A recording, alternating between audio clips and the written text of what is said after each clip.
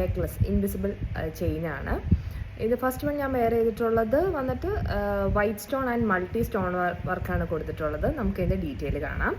ഇതാ ഇങ്ങനെയാണ് അതിലെ സ്റ്റോൺ വർക്ക്, കണ്ടോ? Ruby and emerald with white stones ഇങ്ങനെയാണ് വന്നിട്ടുള്ളത്. വെയർ ചെയ്ത് കഴിയുമ്പോൾ ഇങ്ങനെ. ഞാൻ വെയർ ചെയ്തിട്ടുള്ളത് ഏറ്റവും മിനിമം ചെയിനിൽ വെച്ചിട്ടാണ്. നമുക്ക് നല്ലപോലെ ഇറക്കി ഇവിടം വരെയും ഇടാം കേട്ടോ.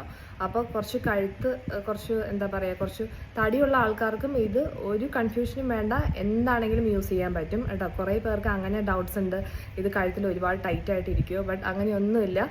ഇതിൻ്റെ കണ്ടോ ചെയിൻ ലെങ്ത് കണ്ടോ, ഇത്രയും കൊടുത്തിട്ട് ഞാൻ ഇതിൻ്റെ ഇവിടെയാണ്. അപ്പോൾ ഏറ്റവും ഉള്ളത് നല്ലപോലെ നമുക്ക് ഇവിടം വരെയും ഇറക്കാം. ഇയറിങ്സ് വന്നിട്ട് ദാ ഇങ്ങനെയാണ് ഉള്ളത്, കണ്ടോ?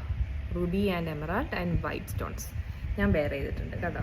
വൈറ്റ് സ്റ്റോണിൽ കംപ്ലീറ്റ് വൈറ്റ് സ്റ്റോൺസിലാണ് പാറ്റേൺ വന്നിട്ടുള്ളത് കേട്ടോ. തന്നെ ആ ഒരു സ്റ്റോണിൻ്റെ കളർ ചേഞ്ച് മാത്രം വ്യത്യാസമുള്ളൂ എന്നുള്ളൂ. ഇയറിങ്സ് വന്നിട്ട് ദാ ഇങ്ങനെയാണുള്ളത്, ഒരു ബ്യൂട്ടിഫുൾ ഒരു ലീഫ് പാറ്റേൺ കേട്ടോ. ഞാൻ വെയർ ചെയ്തിട്ടുണ്ട്. ഞാൻ വെയർ ചെയ്തേക്കണ മൾട്ടിയാണ്. വൈറ്റ് ഇടുമ്പോൾ ദാ ഇങ്ങനെ.